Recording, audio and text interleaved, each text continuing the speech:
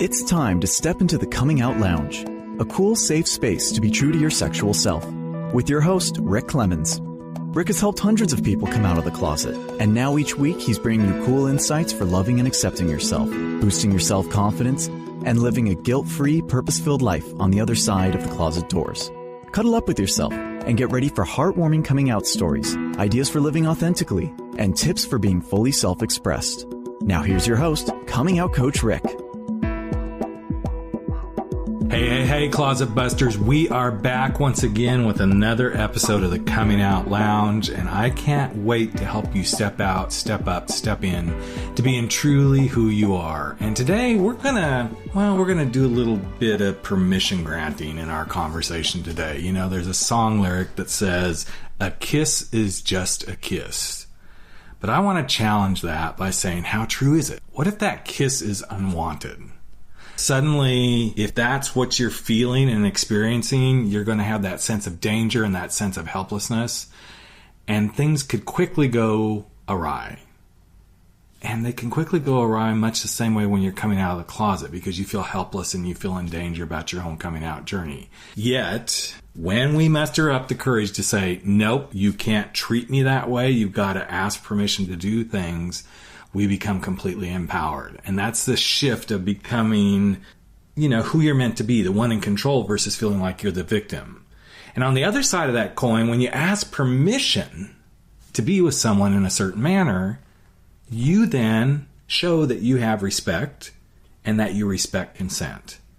And that's why I'm bringing one of the leading experts of building sexual consent and respect into our culture. His name is Domitrz. And I want him to come on today and just talk about why this has become so important. Now, Mike and I met a few months ago back at the National Speakers Association conference, and he is a guy that goes all over the place on colleges, university campuses, in the military, talking about this consent and respect-based sexual culture. And I thought, you know what?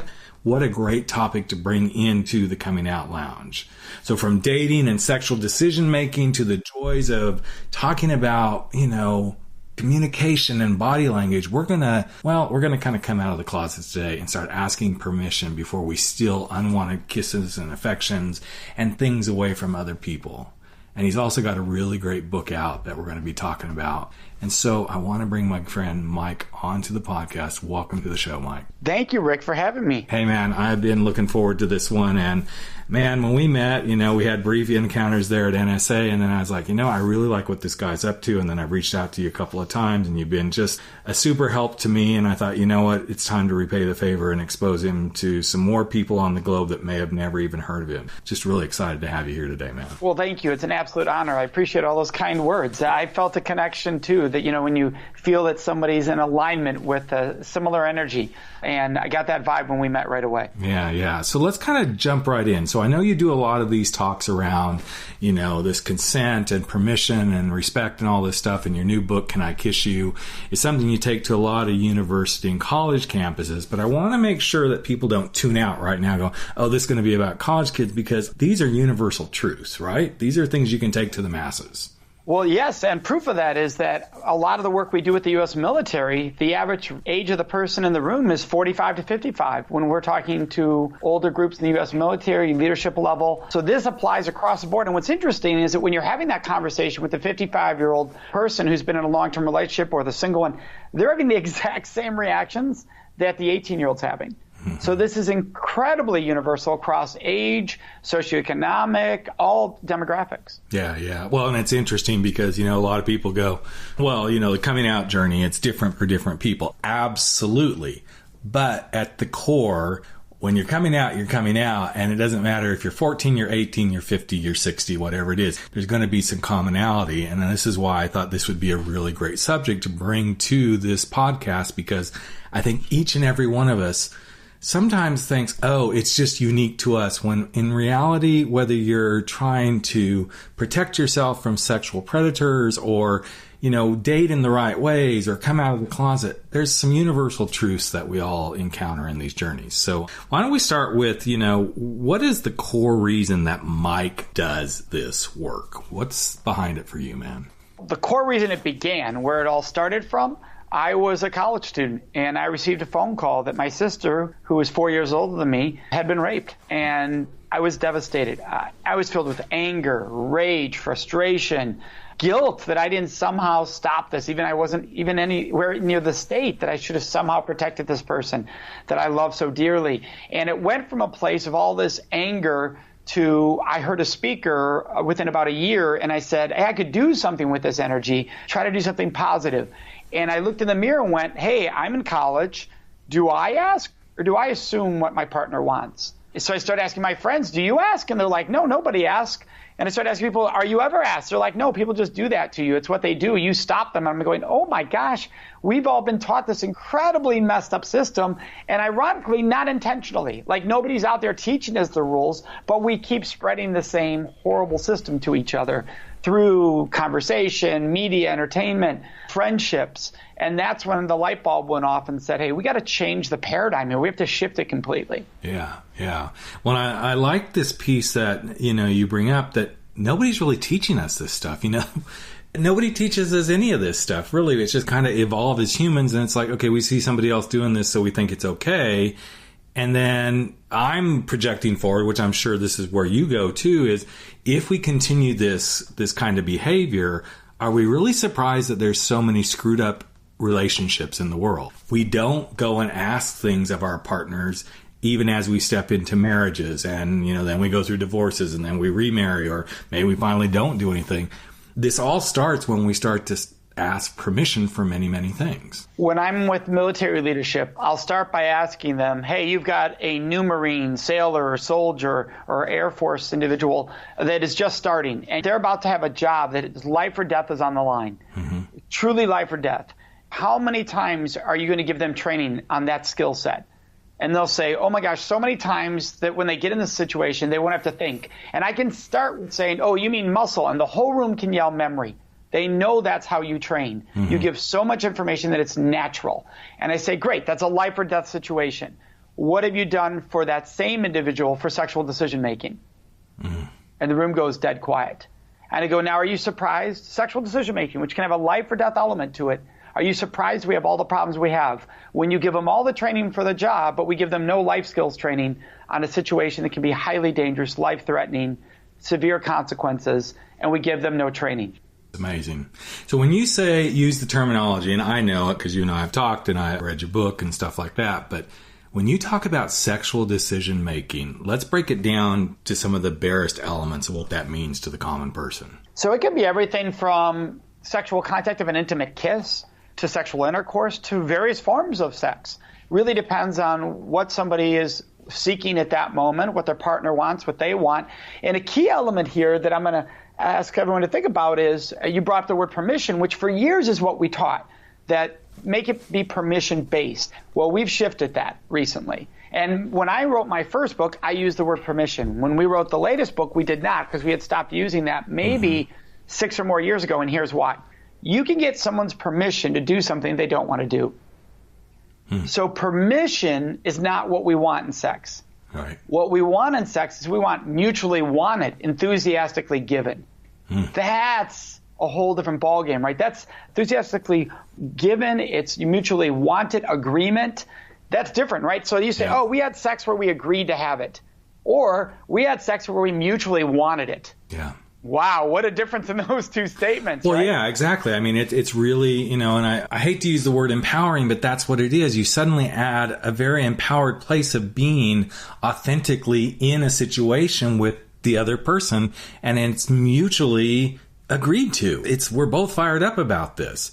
And I know as a married guy myself, and, I know you're in the same space, that there are times when we may be like raring to go, and us as guys, we tend to just say, okay, we get this. We get to do this. And then our other halves are like, no, not necessarily, man, And I think getting to, first of all, the age groups that you're starting with the college and university, and I love that now you're into the military and other areas where you're doing this, I think it's going to help us evolve as human beings to realize, wow, we can't just make the assumptions that we get to get this just because we want to get it, plain and simple. Yes. Yeah. And what's amazing, so we work with all the way down to middle school. Last week, we were at a boarding school where we were with the middle school and then we were with the entire high school. And the discussions are so similar with a 12-year-old as they are with a 35-year-old. It really is amazing. And the one question you can ask any audience of any age, does every human being deserve a choice before somebody does something with their body, sexually or intimately, yes or no? Every audience gives the same answer. They're like, yes. How do you normally give somebody a choice before you do something with their body? Or how do you normally give somebody a choice in life, period? You ask A, and everybody yells, question. Exactly. How basic this is. What it comes down to is basic dignity and respect of my partner and myself. Am I giving them a choice? Am I giving myself a choice? Am I honoring the answer? You brought up a great example. You go to bed, you're horny. You want it. You ask your partner, are you in the mood? They say no. What do most people do at that point? Most people say, are you sure? Come on. I mean, it's been 2 nights. It's been a week. It's been 2 weeks. Right. They don't know to actually honor the answer and go, okay, thank you for letting me know. Yeah. Now, if I honor that answer, what are the odds my partner's going to feel more respected, more honored, and more attracted to me as a couple because we're honoring each other? You don't do it for that reason. You do it because it's the right thing to do. But there also is the benefit of we both respect each other, and that's sexy, and that's wonderful long term. Well, I consider what you're doing a means of establishing sexual confidence. It's like being able to even ask the question and being able to, and I'm going to be a little gender specific in what I'm about to say, take it like a man, so to speak, and go, okay, not interested, okay. You begin to actually respect yourself and respect your partner, but there's something about being confident in that arena to go, I'm a person enough. Now I'm going to switch back to, gender neutral, person enough to ask the question. And that's where we start to build confidence, is when we can ask those kind of questions that we go into those murky, dark areas that some people go, really? You're going to ask those kind of questions? Wow. But that's where the confidence becomes. And then suddenly the more confident you are in that, I believe you're going to find other areas of your relationship that you can be really confident and go, you know what? I need to ask you about this because this has been something that I've been thinking on and I need to go here with you. And I do this work all the time with my gay guys and my gay couples because it's like they're afraid to ask the questions. Yes. And I'm going to back up a little bit because I know you said, hey, Mike, I want to go gender specific here. That idea of, hey, man up or take it like a man. And what's interesting in this conversation is how important it is that we're aware of what those statements do. Yep. Because what happens is, well, what does it mean for a woman to be confident then? Does she have to be a man to be sexually confident? So we always, when we're talking, we say to people, hey, when we say things like take it like a man or man up, what does that mean for the woman when she has her voice? Does she have to man up? Or is that part of being a woman to have a voice? So it provokes. And going into the confidence side of what you said, yes, here's the critical part. You say, why doesn't somebody ask for a kiss? And almost everybody will give you one of two reasons. One, it's going to ruin the moment and be awkward. Or two, afraid of rejection. So both your answers for why you don't ask were based in fear. I'm afraid I'm going to ruin the moment. I'm afraid they're going to say no. The person who asks has so much confidence, they don't fear the answer. The person who just makes their move has so little confidence, they so fear the answer, they won't give their partner a choice. They just do it.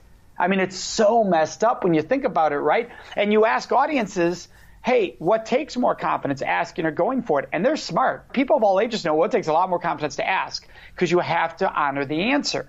Yes, what do people love in a sexual partner more than anything?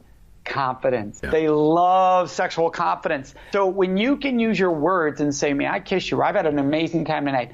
I would love to kiss you right now. May I kiss you? These are sexy moments. And if you're sitting there going, well, wouldn't it be sexy to me? You might want to look in the mirror and ask about your own sexual maturity level. Because what you're saying when you say, I don't want to hear a conversation is, I can't handle the conversation. It'll ruin it for me. I don't want to hear it. It'll ruin it for me, which is a deep-rooted issue of why does talking about what you want to do sexually ruin it for you? That means something about that choice is uncomfortable for you to own. Yeah. By the way, there can be a lot of gender reasons. There can be a lot of gender reasons, and there can be a lot of, how you were raised in your own societal bubble of why those things are uncomfortable for you, And correct. I know for me, as a guy who came out late in life, even though I came out early in life, I came out, anybody who listens to this podcast knows I came out when I was 19. I went back in the closet and then I came out later.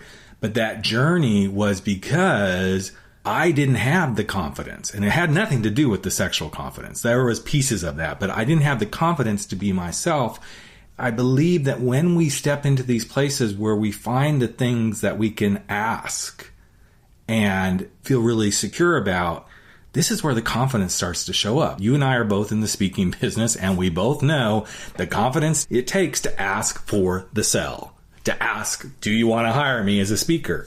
That's like a big confidence booster in and of itself. But if we start to look at this entire thing around relationships and some people may get turned off by what I'm about to say, it's all a sales job. Everything we do in life is a sales job of getting people to embrace us, to want to be a part of what we're in. But when we don't look at it as like, oh, I'm selling yucky stuff, we're selling the beauty of, hey, may I kiss you? That's like a beautiful sales offering of, you mean a lot to me, and I just took the moment to ask that question. Yeah, and do you want to buy in on this experience? If you don't, that's okay. Right. But do you? And I want to know you want it, right? I don't want to sell you the car you don't want. I want to be the one you want. And we use that example. We're like, hey, you say to somebody, may I kiss you? And they go, I guess. How good is that intimacy going to be anyways? Mm-hmm. Versus you say to somebody, may I kiss you? And they're like, yes. Oh my gosh. Everybody's like, well, that's a turn on. If you're the one asking and they're like, yes, that is a massive turn on. And some people be like, F yes, whatever. They'll use whatever language they want to use that they like and they've agreed they both are comfortable with. Some people call, well, that's too rude for me. Some people say, I like that kind of. That's your choice to pick the words and the language that work for the two of you, but it's sexy. Mm-hmm. One of the main reasons I wanted you to come on the show, and everything so far is exactly what I was wanting to share, but I believe there's a lot of healing that needs to be done in my community, in the LGBTQ community, around being able to ask questions. Being able to ask someone, whether it's why you don't accept me as an LGBTQ person, or whether it's you're asking someone, would you like to have sex with me or kiss me? Because we've been, and I'm going general here, so I'm not saying this is everyone, but for the most part, many of us in the community have been shoved into a dark closet and said, you can't be this. So suddenly when you can't be this, then the sexual stuff begins to be the stuff you can't do either. And then it dominoes and it dominoes and it dominoes. And I felt like there's such a beautiful piece of this message that you bring forward that could begin to be a part of healing in my community. Many people who are in the closet hide their sexual energy, even down to the simplest thing as a kiss.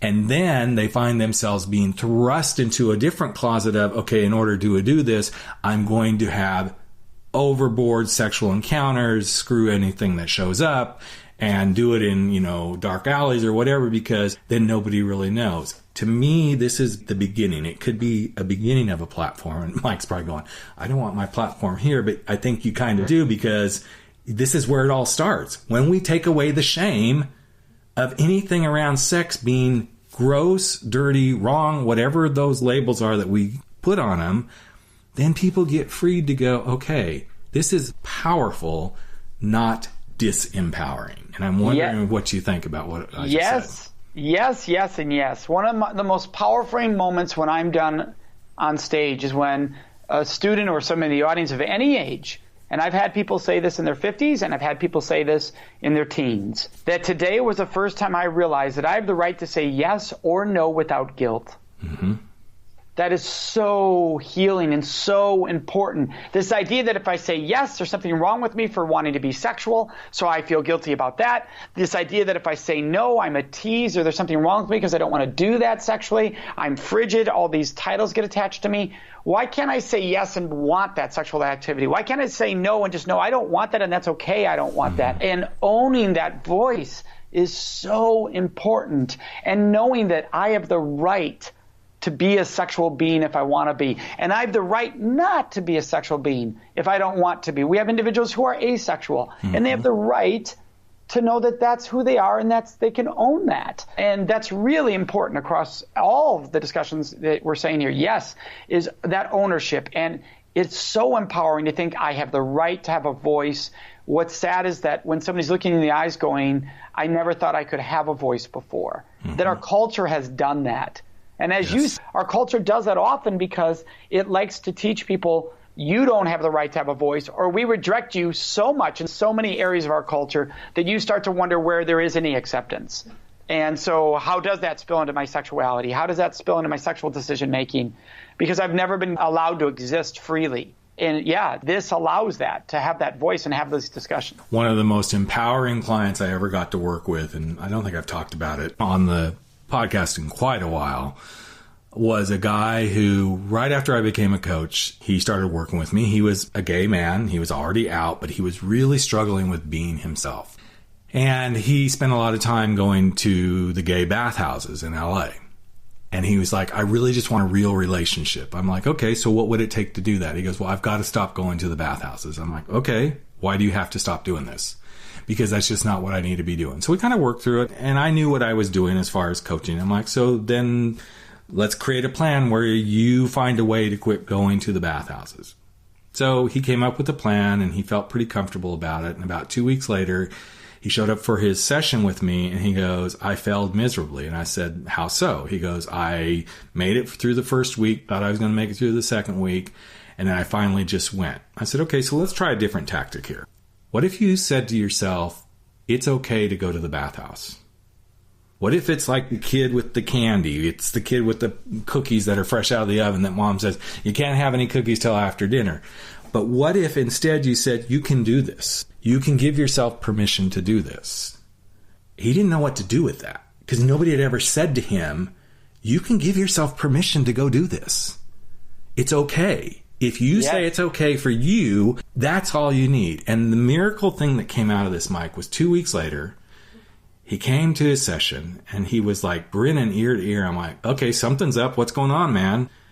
He goes, you gave me, I said, no, let's change the dialogue. I said, I didn't give you permission. You gave yourself permission. He goes, okay, I gave myself permission to say it was okay to go to the bathhouse.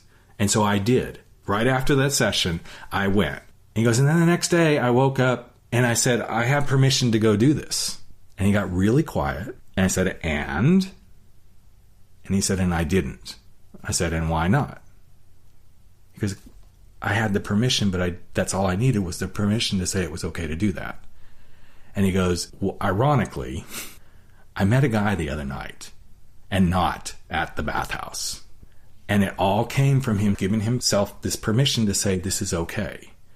And so in a weird way, this is where I think what you're doing is so beautiful, because when we give ourselves permissions to ask the question of what we would like to do with our partner, and we let them hear us say that, we've actually given ourselves permission to say, I am good enough to stand in my power and ask the right questions. Yes, because when people don't have that, the other element of this that they often will turn to is alcohol or drugs to get them there. Yep.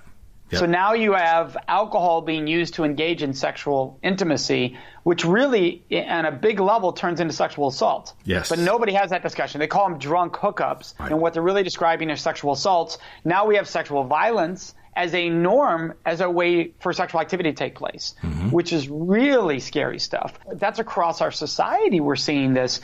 But if you had the sexual voice, you wouldn't need an ounce of alcohol. Because you'd know, hey, the alcohol numbs me. That's what it does. It numbs me. So if it's numbing my nerves, the sex cannot be better. And if I think it is better when I'm drinking, that just tells me how bad the sex is. Yes. Right? Exactly. So if it feels better when you're numb, you're doing something wrong. Okay? So that idea, and when you realize, wait, when I can empower myself and give myself that gift, and the key word is to know I deserve that.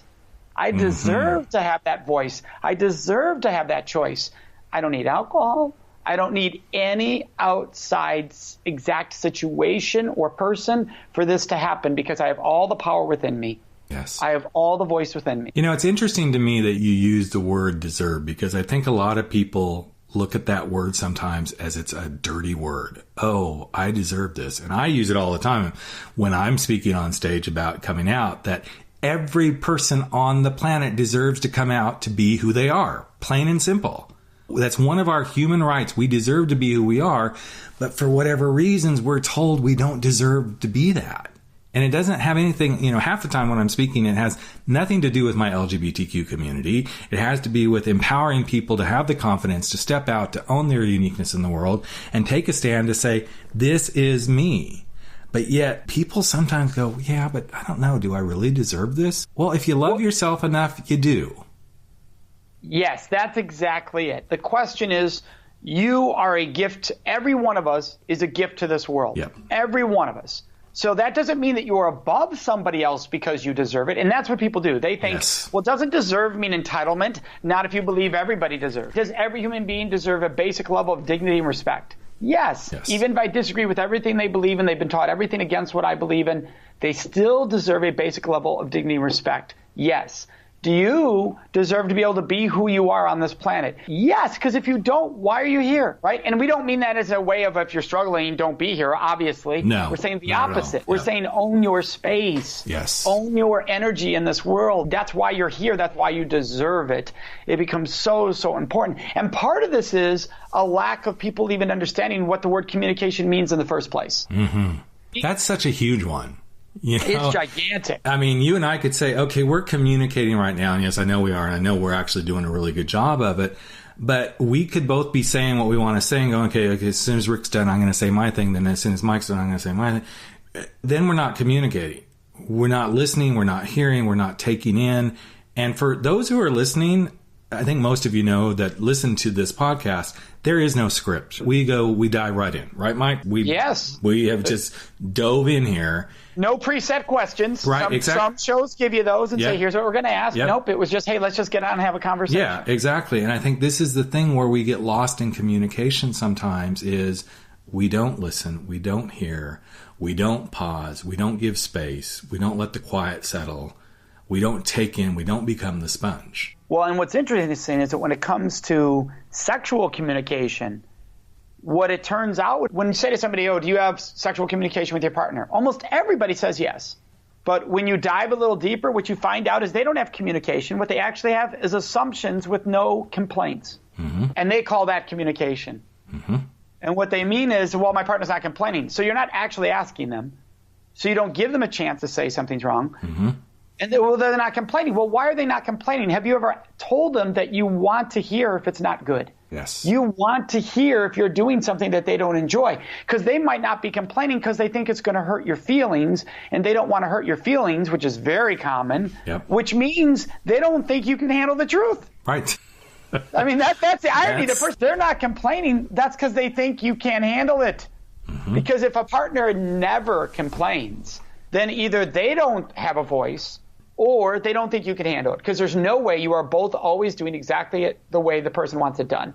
Life doesn't work that way. And if you are, after 10 years, they're going to want variety and they're going to want that changed. Maybe after 1 year, maybe after 1 week. There's going to be moments where it's not what that person wants. They should feel that they have a voice to say it to you, and you should have created an environment where they feel safe doing that. That's communication. I can say everything honestly, authentically, and you'll hear me and you'll understand me. You won't defend. You won't argue.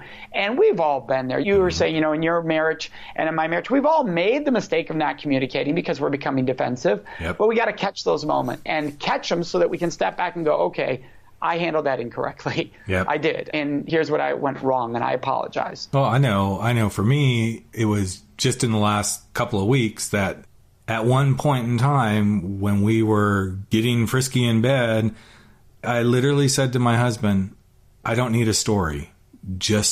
Let's just make love. I don't need the fantasy, because sometimes I'm like, tell me a story, And it almost took him aback, because it's like, this is what I need. But we have developed this to the space where we know we can say these things, And I think this is key critical, that you can take something, and I'm not simplifying what you do, Mike, to simplify it. I'm saying 4 little words, can I kiss you, are as simple of communication as it can be. Begin to build a platform of what real, true communication can look like in a relationship.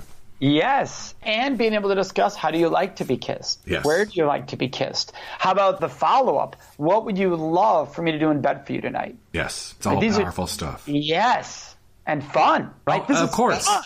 Yeah, it's like, people go, oh, yeah, and I hear this all the time, which is coming somewhat from a different space, but I hear it with a lot of clients that I've worked with that are coming out that, they haven't had sex with their spouse in, months or almost a year, and there's a different space that's coming from because they're struggling with their sexuality. But I'm like, wow, what does it take to get to that space where that's the only intimacy that gets shared? It's this simple stuff of you aren't communicating. You're not trusting yourself to go, okay, we can go here. We can be honest. We can be truthful. And it's really heartbreaking to me when I'm working with someone that's in that space to realize not only are they coming out, so they're dealing with that, but wow, what does this foundation look like that they think they're going to come out and everything's going to be really, really great, which there's going to be a lot of aspects that are going to be really great. But the foundation that's been built, and I often ask the question, based on your past relationship, if you took the sexual orientation out of the equation, what else was wrong? Because you need to start working on that too. Yes, because this communication is what friendships and relationships are built on. Yep. And we all know that when there's stress Yep. in the friendship of the two, and when I say the friendship, I mean how they bond, how they talk, we know that's going to impact sexually. Yes. Because if you're walking into that bedroom with baggage in your head, especially as we get older, the baggage wins over the hormones. Absolutely. And when you're young, not so much, right?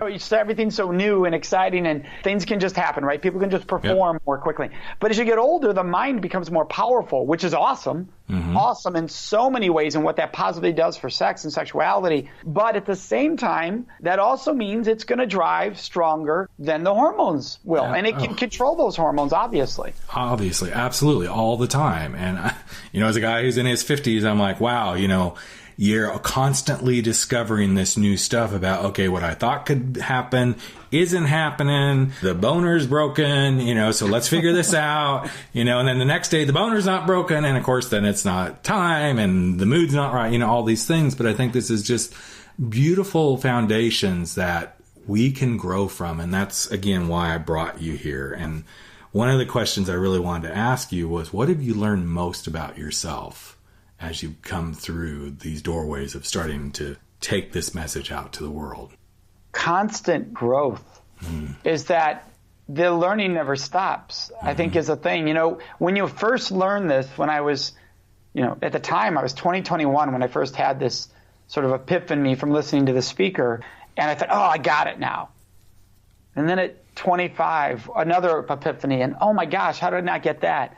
And now 46, and the epiphanies come even faster and more often of, whoa, wow, that's really important. And constantly being open to that discovery and that learning about myself, about my partner, about the world, the energy we're putting out there on these topics. Mm-hmm. I think that it's an ongoing experience. And when we talk about consent, we say consent is ongoing. Yep. So is your relationship and the building of it and the growth of it and the learning. The ongoing aspect, I think, is what continually hits me, and says, whoa, here we go again, another learning moment, another moment of growth. Yeah. I think if we don't realize we have the privilege, and I use this term a lot, we have the privilege to learn every day. Yes. To me, that is one of the greatest gifts of being alive. Every morning when I take, quote, take that first breath, so to speak, and I realize I'm taking that morning breath, it's like I have the privilege to learn again today.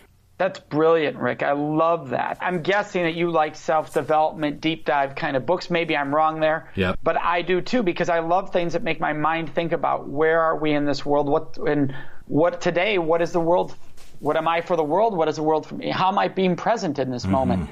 And how does that play important in relationships, right? Yep. How am I being present in this moment? Not getting ahead of myself, not living in the past. How am I present in this moment with my partner right now? Am I helping them be present? Is something in their life that's not allowing them to be present? Am I present to that to help them have that clearing? It's interesting that we're having this interview today because my husband and I have gone, as most couples do, we've gone through some roller coasters, and your relationship moves. And so in the last couple of months, we've really been putting a lot more attention back into us. When I'm out on the road, there's like, okay, you really got to put the work on it. But when you're home, sometimes you can forget to put the work in it too. And so we've been paying a whole lot more attention and making sure we say good night and good morning and, morning kisses and all that sort of stuff. And then over the weekend, I got strep throat. And so, of course, I was wearing the mask part of the day and then all that stuff. And then, today when he left, I happened to be up and he kind of leaned in, and I just kind of, leaned in and kissed him on the back of the neck because I'm like, I know I'm not contagious, but I want to make sure. And it wasn't until you were just talking that I'm like, I didn't realize how much I've actually been missing his kisses because I've been sick. But it's that moment when you really start to see these things that, I just said it's a privilege to learn each and every day. I realized how much I learned, how much I missed his kiss in this moment. Yes. And I've been similar thing. When you're home, you know how it works. If I'm only home for 3 days and I'm on the road for another 7, and I or Karen are sick, and same thing, right? You don't want to get each other sick. Right. Oh, I hate the fact we can't just kiss. Yep. Right, which people want to think, well, does it kill your sex life? Those kind of conversations. Right. The part that really drives you nuts is the kiss, because the kiss can happen multiple times a day, right? And you're missing it each time. Yeah, you're missing it every time. And so that is it, or when you get on that airport, they just dropped you off at the airport. You're 5 minutes into the airport, and you're thinking, I already missed them. Mm-hmm. I didn't need to be away a day. It could be minutes sometimes, and I miss that person. Yeah. That's the presence, right? Being present to what you're feeling right now at that moment. So, Mike, man, this flies by, but before we wrap up, I always have one question I ask every guest that comes on, and relate it to however you want to relate it. Everybody that listens to this show for different reasons. Most people are coming out of closets about sexuality, but we've expanded this thing, and we're having lots of beautiful conversations like you and I had today where we're reaching to wider audiences. If you could leave some tidbit for someone who's struggling with coming out to be who they are, helping them come out of that closet and say, here I am, what would you say to them? I would love for them to just sit down and write a letter about all of their most amazing qualities and presence about them, as if it was somebody writing it to them, but it's themselves. So, Rick, here's what I observe about you, and then just share what are your greatest gifts. And you're going, I can't think. Really think about, what do people say when they love being around you? Or whether it's work, it's family, it's friends, it's spiritually, it's athletically, it's whatever. If it's sexually, it's whatever you want. And every example you can give, write that out and just read that and soak in. This is me. This is me. And I belong here, and the world deserves to know who I am. Yes. Yeah, so powerful. I went to Oprah's tour last time she was out doing the tour, and one of the things she did during the Oprah weekend was she had us write down what we wanted for someone. We picked somebody, could have been a spouse, a kid, a friend, whoever. Write down what we want for them. And it was her and Deepak Chopra on the stage when they did this, and so we take 5 minutes or so, they stopped. And it was pretty amazing to be in an arena of like 10,000 people and you're all doing this together. So that energy alone was like just over the top. And then Oprah, in her Oprah way, said, so you just did something really beautiful for that person. But in reality, if you look at what you just wrote, this is what you wish for yourself. And you could almost hear the collective gasp throughout the arena and the chills. Because that's exactly, I didn't hear one person say, no, I don't want that for myself. In fact, as I looked at my list, it was like, holy crap, yes, this is exactly what I desire for myself. And what you just did was a very similar thing in, give yourself permission to say, this is who I am. This is why I deserve to be on the planet. This is what I've been put here to do that nobody else can do. And you, my friend, have definitely been put on the planet to do what you're doing in such a beautiful way, man. I'm proud to know that I know this guy on the other end of the microphone. So thank you for being with us here today, Mike. Thank you, Rick, for this. This is an awesome conversation. And I love the way you share, and you're so open and vulnerable, and it allows people to be real. It's so important. Thanks, man. Yeah, definitely. As for me, I'm off tonight to a university campus where we're doing our shows, and then I'm off to another university campus. And wow, that's awesome. Military events coming up. So typically for me, Monday through Thursday, I'm in a different location each day, and then I get my weekends at home with my family. That's awesome, man. Well, hey, safe travels, buddy, and thanks for doing what you're doing for the world. All of Mike's contact information will be on the show page. Everyone knows, and we can't wait for you to just dive in and grab a copy of his book, Can I Kiss You? It'll be there where you can link right over to it and get it. Read it, share it with people you think might benefit from it. And again, thanks, Mike, so much for being here today. Thank you, Rick. Hey, Closet Dwellers and Coming Out Lounge listeners. I wanted to ask you a question. If you could take stress out of your journey, be more content in who you are, and find ways to do some of the most difficult things that you need to do as you come through the closet doors, would you do it? I bet the answer is yes. Why do I know this? Because I have been getting requests from listeners and clients or prospective clients about finding ways to just address certain things in their coming out journey. Some people don't want to work for a long time, and I totally get that. And that's why I've designed some brand new coming out coaching one-on-one sessions. These are very focused, topic-specific sessions. For example, maybe you're looking at coming out midlife and how do you do it? Could be that you're already out, but you're not completely out and you want to talk about how do I do this and come out at work. Could be that you're having trouble even accepting yourself as a gay person. And might there be a possibility that you're really struggling with your sexuality and your religion? Depending on what you're looking for, I've designed 9 powerful, highly focused one-on-one laser coaching sessions that you can choose from. Each session goes for 90 minutes. We stay specifically focused on the topic at hand. And each of these sessions also includes a copy of my book, Frankly, My Dear, I'm Gay. So now that you've heard about this, how would you like to go check them out? Well, here's how you do this. Go to thecomingoutcoach.com. On that page, you can scroll down. You'll see stuff for the book and for some other offerings, but then you'll see one-on-one coaching sessions. Click on that button, and it will take you to a page that describes each of the 9 offerings that I have. If you happen to be listening to the podcast right now, just look over to the right-hand side of the show page, and you'll see one-on-one coaching sessions right there. Again, just click on that button and go check out these new offerings. So, what do you think? Isn't it about time that you stepped out, you stepped up, and you stepped into resolving whatever the biggest issue is in your coming out journey? I'm Rick Clemens, the Coming Out Coach, and I can't wait to work with you one-on-one. You've just experienced the Coming Out Lounge. Go online to www.comingoutlounge.com to learn more, and tune in again next week for more stories and tips for being true to yourself.